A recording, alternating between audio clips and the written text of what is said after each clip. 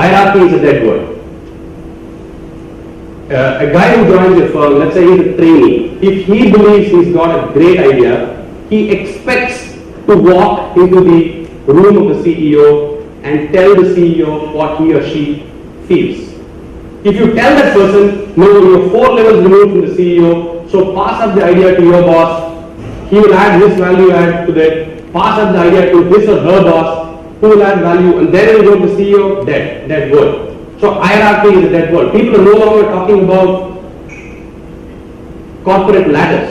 You know, we have this great policy of up or out, right? You need to get promoted once every 3 years, but then it's a pyramid. As you go up, there are less and less jobs at the top. So you either get promoted or you stagnate. And when you stagnate, you can only stagnate for a period of time. You get kicked out or you quit. So this beautiful policy of up or out, which drove all of industrialization and that era, is now dead. People are talking about circular staircases. Today, if I'm a graduate from IIM Bangalore and if I join a firm in, let's say, management, in marketing, I expect to play a role in finance a year later.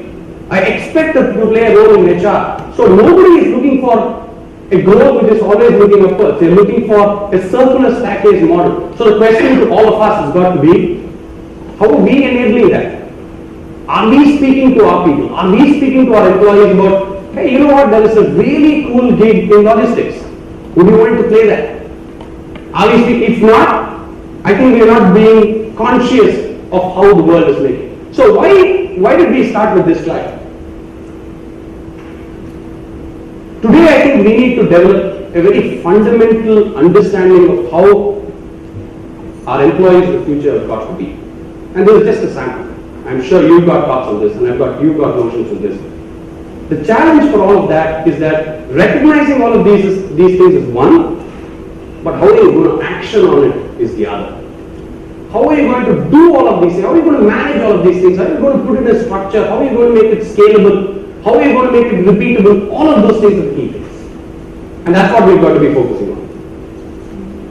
In addition to that, today, if you don't have technology, if you don't have systems, if you don't have structure, you're dead in the water. You know, it's just a paper-based system which many of us have, even small organizations, if that's how you continue to work, it becomes incredibly difficult to manage. So I'm a startup, I struggle, I don't have a whole lot of money, and there is this tremendous desire always to, do we need to really spend that money? Do we need to put a new system? But the answer always is, you have to. Otherwise, it is not repeatable. Otherwise, it is not scalable. Otherwise, we will go nowhere with it. So, if you are looking at technology to help you pull together all these processes, there are a whole lot of things that are happening in the technology world. You know, we talk about cloud computing, right? We talk about social. We just talked about both of these things now. We talked about employee, we call enterprise gamification, where there is this culture of people saying that people work better when there is a healthy competition inside your organization. Why did the sales organizations always have got targets, and they've always got some kind of a promotional event. They track the progress of various sales guys. The best sales guys gets to go on a vacation with his family. Why do they do all this? Because gamification is an incredibly important aspect. But now people are realizing that it's not just for the sales guys. It's for everybody. If you're an HR employee and you're supposed to do 10 things, you would love to, in a fun way, see how you're doing as opposed to somebody else in your organization. And you want to be recognized for the fact that you're doing a great job, and you want to be motivated if you're not doing such a great job based on how others are doing. So how do you build some of these aspects into the systems that you're putting out there, into the structures that you're building for your organization? Mobility and smart devices. It is very, very likely that you've got a 20-year-old kid who works for your organization. He gets up one morning at 8:30 in the morning. He's not quite sure that whether he wants to go to work. He wants to take the day off. He or she wants to take the day off. They expect to go to their smartphones and check if they've got leave that they could take. And if they've got leave, they'll say, you know what, I'm not going to work today. But if you tell them that, hey, you know what, I can't give you that information on the fly. You can't check it on your smartphone. You've got to come into your office, speak to your HR manager to find out if you've got leave or whether you go on loss of pay. They're not going to stick with you for a long time. The world is moving to mobile. Think really hard about what is the information that you're offering to your employees and how you're offering those information. Pulling together great reports, but giving it in a format which the employee is not going to use is useless. You might not, as well not spend that money, don't pull together that information. So if the best way of reaching an employee is through mobile, make sure that the information is available on the mobile. Otherwise it's a waste. I thought long and hard about this and on how is it, so what should be the framework that we use for managing our employees? And this I really like. I really love the concept that one of the firms is talking about. It's about treating your employees like they were customers. Treating your workforce like they are your customers. These are your prized assets. These are your prized possessions. You have to treat them like your customer. If let's say a high value customer of yours wants to leave your organization, they say, I'm tired of your firm. I'm going to go somewhere else. I'm going to go competition, right? You will have a COO or a CEO fly in, meet that person, make sure that that customers' interests are taken care of, and retain them. You've got to do the same thing for your employees. So you've got to look at an employee cycle. We talked about the employee life cycle, where you've got to look at it like you would look at a customer life cycle. How do you find customers? How do you invite customers to join your organization? How would you onboard your customers? How would you drive value to your customers as they are? And how do you fight like hell to ensure that your high value customers don't leave? All of those things are very, very important. So think about this. Look at your employee life cycle today and find out, would you be doing all of those things to your customers? If you wouldn't, then think about as to whether you've got to bring a change in any of those practices. All of us in organizations know that there are a few HR policies which are not really employee friendly. But we haven't changed it. You know why? Because it's small, it's marginal, it's okay. There are 20 other great things that we give our employees. It's okay, this is okay. We have never found the time to go pick up that fight with our management. If you are the management, you've never found the time to address the issue and get rid of it. It's not that somebody wants to put an employee unfriendly policy out there, but it's just there. You never felt like you wanted to do something about it. But think about it this way. Would you do that to your customer? If you wouldn't do that to your customer, I think you're making a huge mistake. Don't come back and complain about attrition. What you do to your employee should reflect or should mirror what you do to your customers. Otherwise, I think we've got a problem. I'll give you an example of this. And then you've got to, it's also about understanding where your employees are and finding them, right? So if my customers are in trade shows, I'm not going to go into a college and hire and find my customers, right? So you've got to go where your customers are. I'm doing a startup. I want to hire 4 or 5 developers. I did a Naukri.com, jobs.com. I looked at 700 resumes. I interviewed close to 40 people. I gave 4 offers. 1 person accepted. That person did not join. I wasted 2 months doing this. And then I found out we had tried to set up a development center in Chennai. So we found out that on Facebook there is something called a Chennai Coffee Club. I've never heard of this. So I put an ad, not an ad, I put a post on Chennai Coffee Club. Cool startup, want Android developers. Interested? Call me. That's it.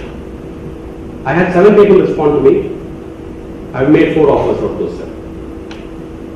So you've got to figure out where your employees are going. You've got to make sure that you go where your employees are. So how do you do this?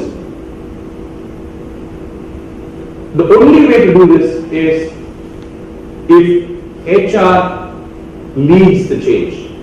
If you buy the broad premise that the world is changing, and if you buy the broad premise that you've got to change in order to be relevant tomorrow, HR has got to lead the change, not manage the change. Manage is a bad word. Manage is very controlling. You're trying to control. Nobody wants to control. It's not about control. It's about doing. You've got to lead the change. You've got to lead the change. I'm just a slide which talks about what traditional HR, what its roles and responsibilities and focus and structures used to be, and what it needs to be in the new world, right? So the traditional HR is very program-centric. It's very internally focused. What is my employee acquisition cost?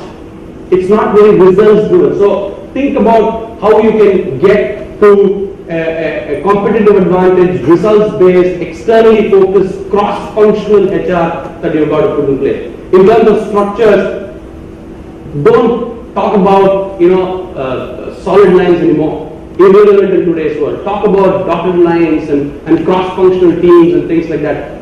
The focus of governance, the role of HR is no longer about oversight and compliance.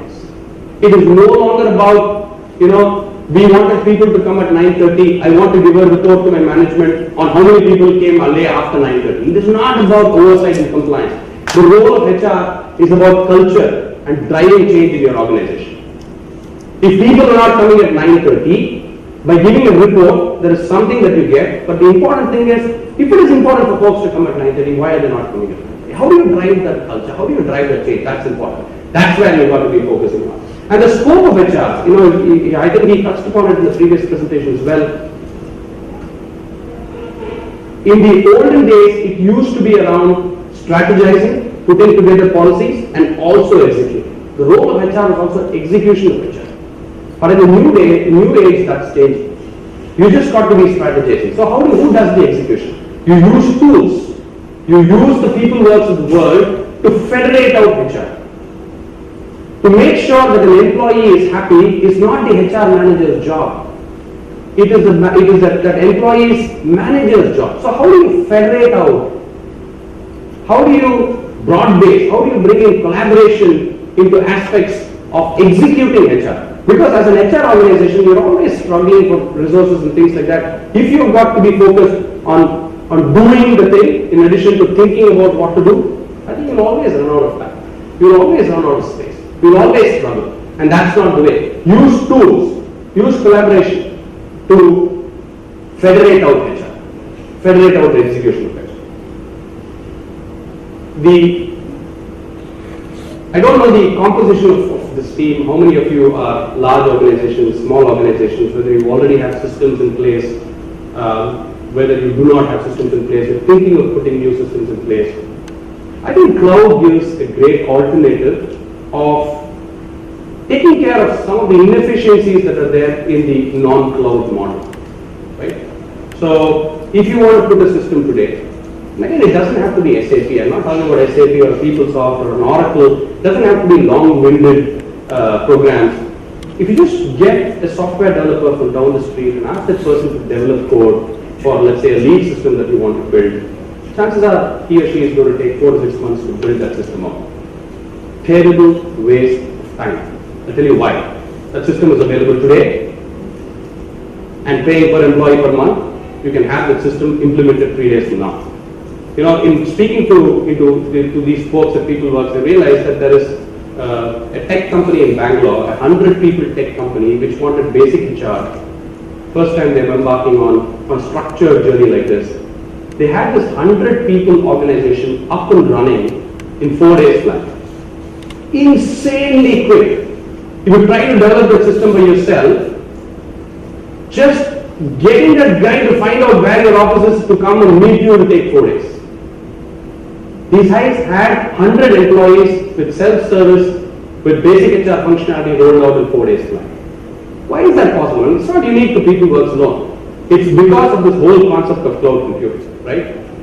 There is a tremendous amount of innovation which has gone into what cloud computing offers today. This is not new. Many of our organizations, you go tell them, hey, we want to put a cloud-based system, they say, no, it's new. Bullshit. It's been around for ages. In one way, shape, or form or the other. Why it is mainstream today is that because people have worked on the inefficiencies, cut out all those inefficiencies, and made it an incredibly efficient thing for all of us to take advantage of. As I said, my mail, messaging, collaboration, finance, HR, all of that is on the cloud. Easy in. All I had to do is look at 4 or 5 providers who gave the best option for me and sign up. I don't have to make huge upfront investment costs. My costs have completely moved from, if I had to do a startup 5 years ago, 10 years ago, for the infrastructure that I have got to put in place, I should have spent something like 25-30 lakhs. If I had to buy the servers,